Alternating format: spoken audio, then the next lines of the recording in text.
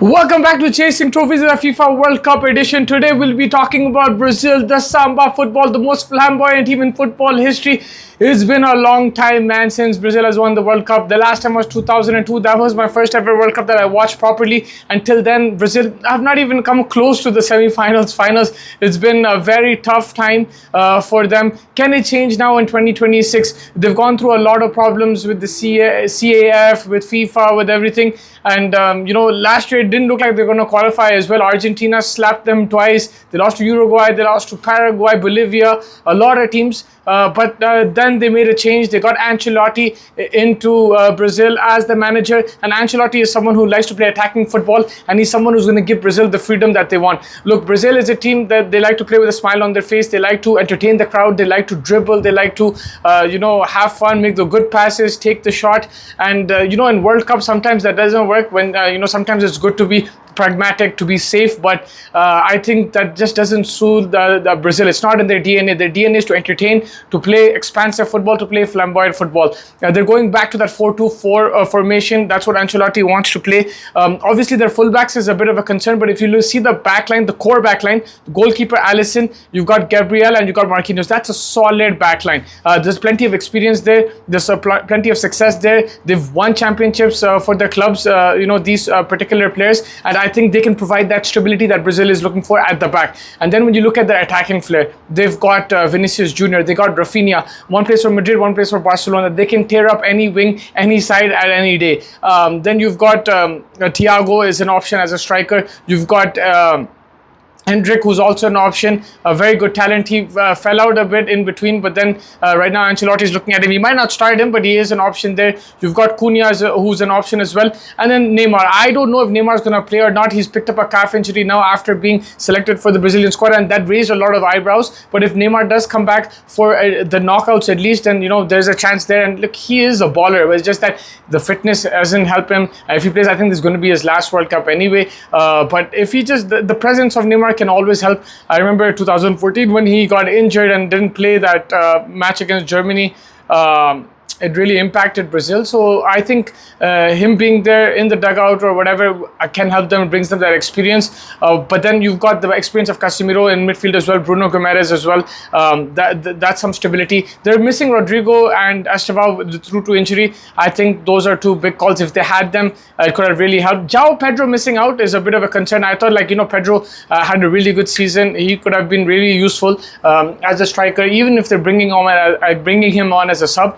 वो काफ़ी हेल्प हो सकता था, लेकिन it is what it is. They didn't go with him. They've gone with Thiago. They've gone with Cunha and these guys.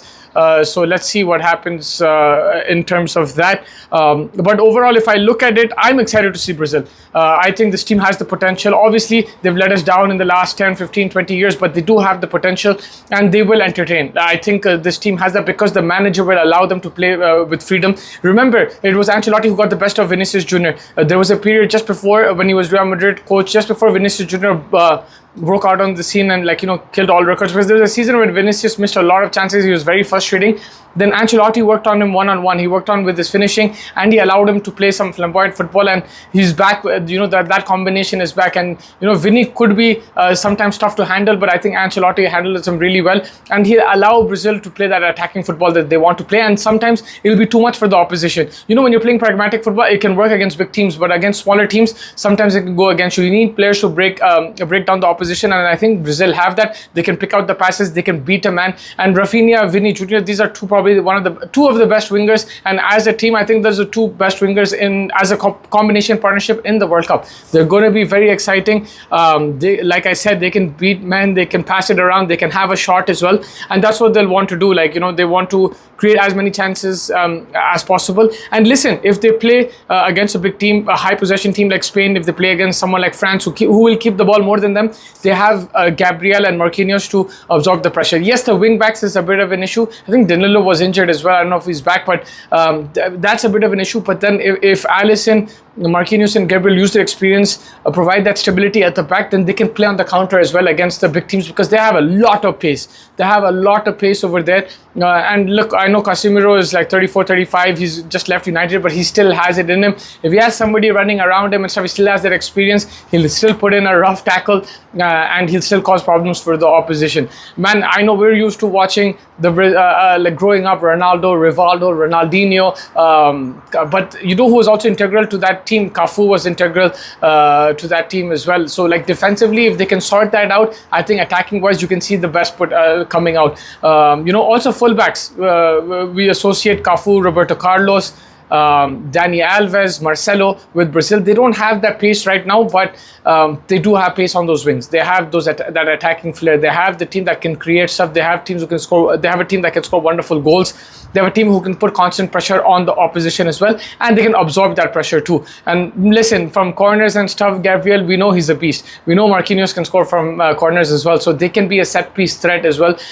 It's not just like, you know, एक बेहतरीन style of football है और कुछ और नहीं कर सकते. नहीं भाई, they can play the ugly game if required as well against the big teams, and that's what I like about this Brazil team. I think there is versatility there. Obviously there's a few players missing due to injury or due to non-selection, due to getting dropped, but at the end of the day I think it's a very good team that Brazil have, and they will compete. I see them going a bit far, man, like at least quarterfinals. Then after that anything can happen. At least quarterfinals. If they don't make it out of the group stages, that's going to be the biggest disappointment. Look, they have to play Morocco over there, and I think they're playing Scotland. That could be a banana skin. Listen, Scotland is not a bad team at all. They're going to cause some problems for Brazil and for Morocco, but I think Brazil should get out of this group and then go at least till the quarterfinals. Then anything can happen.